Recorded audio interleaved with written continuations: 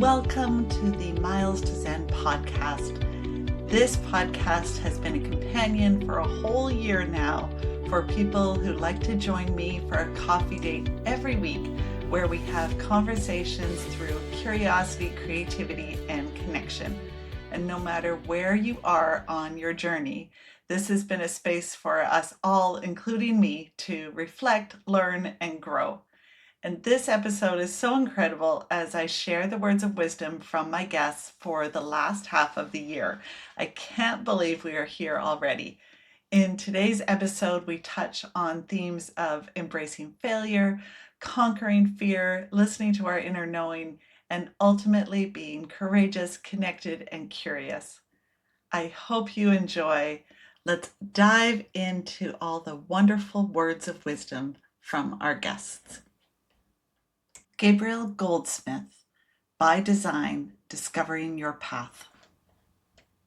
I think it goes back to what we were talking about very much at the beginning, which is don't be afraid to fail. Don't be afraid to fail. You'll only improve by failing. And that goes both for what I learned traveling around and what I learned trying to find something that interested me. Do something. Don't be afraid to fail in it. You will learn something anyway. And it also goes into the graphic design process. It's all about improvement, refining.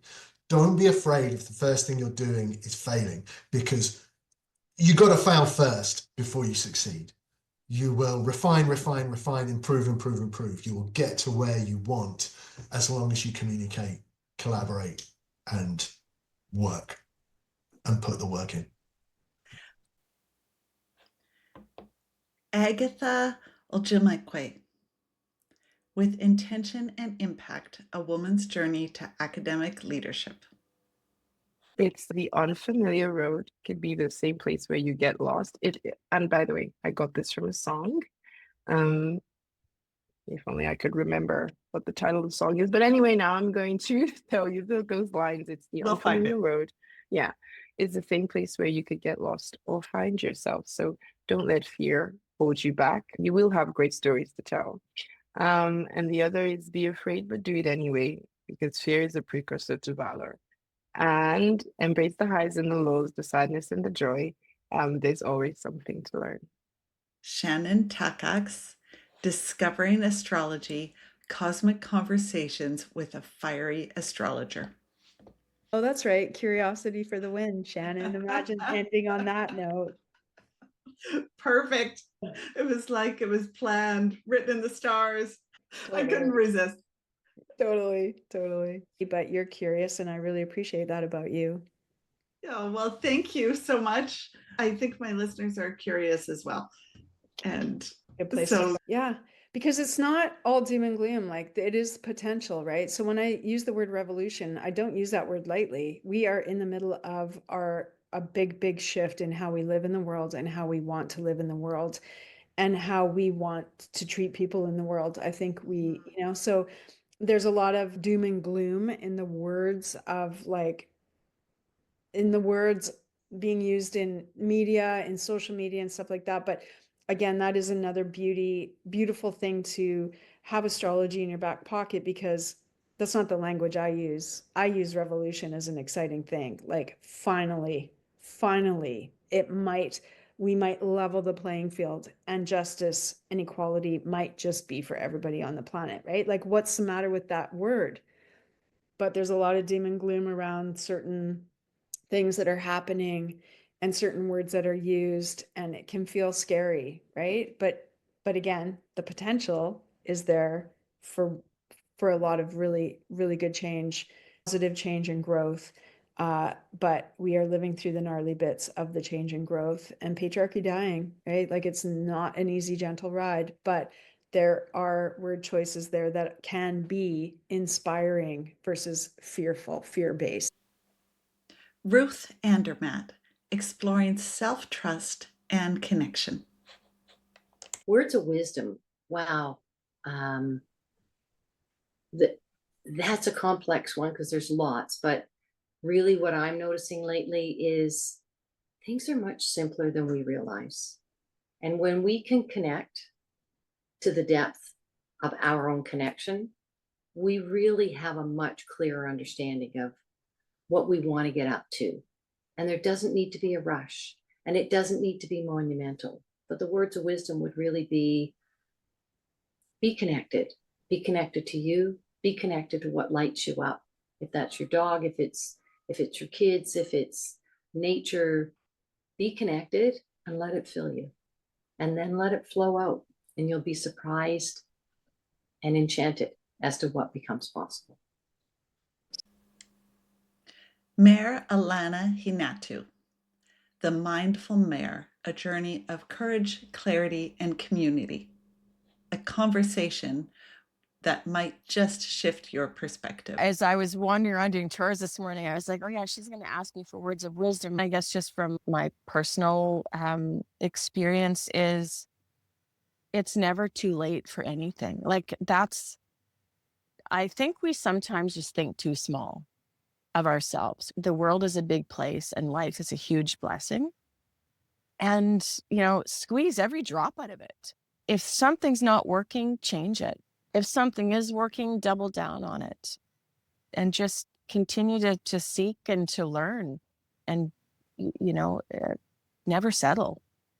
That's kind of the path I'm on right now anyway. Matthew Gould, The Art of Teamwork, Leading with Curiosity, Authenticity, and Perspective. We're all trying to figure it out. None of us have ever been here on the date of this recording. We've never been here before. You haven't, I haven't, world leaders haven't. We're on this frontier right now. And so then so what now? So we don't know the way. We actually don't know the way because we also don't know what's coming. So can we be curious about that? And we have to move. We do have to make some steps forward. Words of wisdom, I would just ask people and let people know, hey, look, none of us have ever been here before, ever. Hopefully we've learned a lot of hasn't worked. Seems like we haven't learned that lesson yet. And then so what now, so what next in relationship as allies with curiosity, whether those are words of wisdom or just words for people to consider, and then engaging people like you, engaging with coworkers, engaging with people with different points of view, and staying open and curious. You don't need to agree with them. Yeah. You also don't need to disagree. We could just have great conversations, make some adjustments, and try to create a mutually beneficial future together and or apart. It's okay. Let's be allies apart. Yeah. There's my wisdom. Let's be allies even if we're apart and have different points of view. Sarah Tompkins, Rewilding in South Africa, A Journey of Conservation and Inspiration. I think that the world can feel like it's a pretty desperate place at the moment. And my words would be, we've come a long journey, a long road. Just never give up. It doesn't matter what you do on the planet, just whether you're protecting a meter of land, a backyard garden, a farm, wildlife areas. Just do everything you can with hope and with love. Ann Mortifee, a visionary, an alchemist, conscious creativity. Everybody has a guide. It's as close as breathing. You have what you need. And if you follow your instinctual knowing, as well as what you see and what you hear, but at the end, you see and hear everything else outside of you, but there's a guide inside you that will take you where you need to go. Because I feel the body, this DNA encoded body that we have is like a blueprint of what we've come here to learn. And so we're in a specific place with a specific genetic structure and specific wounds and specific talents. And you're really good in some things and you're not so good in another. And all of the complexity of the nature you have is the blueprint of what you've come here to learn and to master. And the only way you can do that is to listen to that inner knowing. And it will lead you to the therapist you need, the place you need to live, the person you need to marry or not marry. A lot Even of those. if they're cute. Doesn't matter how cute. No matter how cute they are. Exactly. And so, I think you've wrapped it up. You have a wise one inside you. Everybody does. And that wise one, the more we learn to trust them, the more we know our path. Orly Altaras, Opening to Intuition, Signs, Synchronicities, and Spirit. I would say just to open yourself up to trust that there is more to life than meets the eye. And even if it's just starting out with something small, like asking for a little sign of confirmation to uplift your spirit, because we all go through, dark times and difficult times and grief. And if it can really, for you to know that there is more here to support you, that this life was meant to be joyful, that we are here to experience literal magic, and just start playing with that to see what that is for you. Literally start following what your heart is telling you to do that brings you joy. Like even one little thing that you can do that will bring you joy.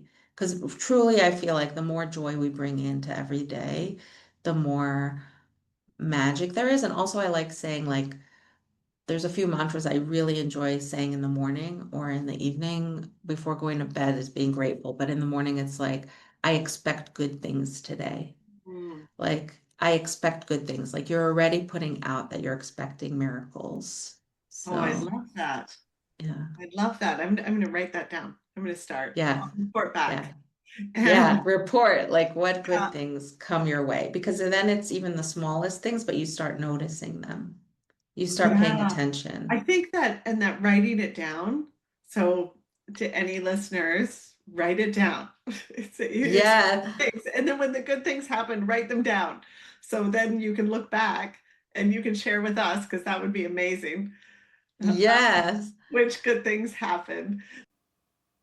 Monika Tschuggnall, The Visibility Block, Why We Hide, Even When We Want to Be Seen, How to Heal the Fear of Being Seen. Well, what comes to my mind, which is very important with this topic of visibility and stuff, is like when we're afraid to be seen, it's always in a way of we're afraid to be seen of who we really are. Yeah. So that's why we put on masks and stuff. But when we say, well, I cannot show up as who I am, so there's shame for who I am, we would rather be this person or this, or just different as who I am. When we look at that, and it doesn't matter if you believe in God or the universe or whatever, but when we believe we came here, we are created to do something, then we are created that way for a reason. So there's a reason behind why we have these strengths and these weaknesses and these talents and some other things we have to learn, because that's what we are here for, to do our purpose.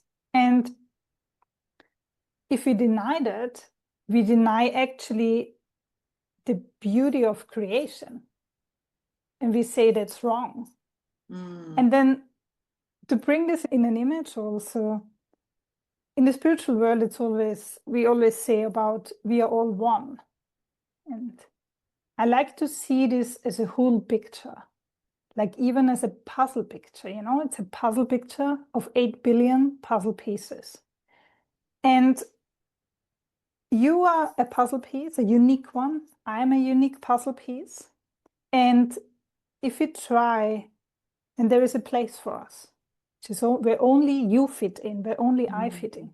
And if we now try to get rid of some edges, because we don't like this edge, we don't like this round, but we want to be like this puzzle piece over there, then there's a gap. And we cannot fulfill our purpose. We cannot fit into our life. So if we try to change, to cut off things, then we are not fulfilling our purpose. So true fulfillment and peace come when we embrace our unique shape. If you want, this little puzzle piece. Oh, that is such a beautiful visual. I love it. Oh, I can picture it. And yeah, and if you're not showing up, there's a gaping hole in that puzzle. Yeah, and who is living your life if you don't? Yeah. Exactly, there's this hole. Helen Alderson, A Global Journey in Humanitarianism. So I hesitate a bit because I think also I've done quite a lot of mentoring in mentorship programs, and the environment has completely changed from when I was leaving school or leaving uni or changing jobs or whatever. It's very different today. So I think the way I managed it would not necessarily be particularly relevant today. But I think it's really just continue learning, always have your eyes out for interesting things and interesting opportunities, and never just not being complacent. I think that's the thing. And managing expectations. You know, people say, oh, there's so much turmoil and companies are forever restructuring and that kind of thing. Well, yeah, but there's not going to be any stability. It's not going to sort of suddenly become stable or calm again. I think that's a myth.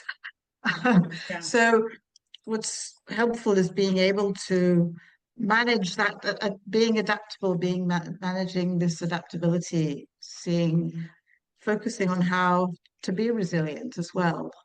And I think letting go is a really important thing to be able to do, whether it's, you know, relationships that are difficult, or leaving work, or if something you get made redundant, or if your friends get made redundant, or if you're having difficulty balancing home life and work life. And they're not two separate things. I think less so today. I think I've all gone through COVID. You can't separate them completely. It's just how you manage them that's important. And listen to more Brené Brown. That's what I would advise. Thank you for listening to all those fabulous words of wisdom from our guests.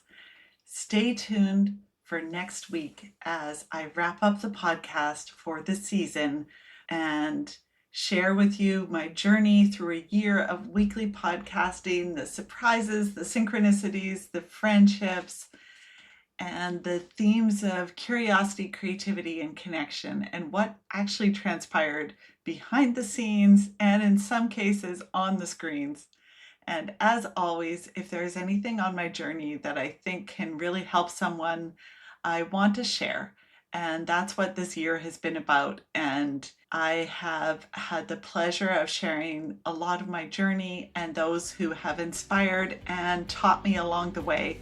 And I hope that helps you too. So have a fabulous week, everyone, and see you next week for the final episode of Season 1 of the Miles to Zen podcast.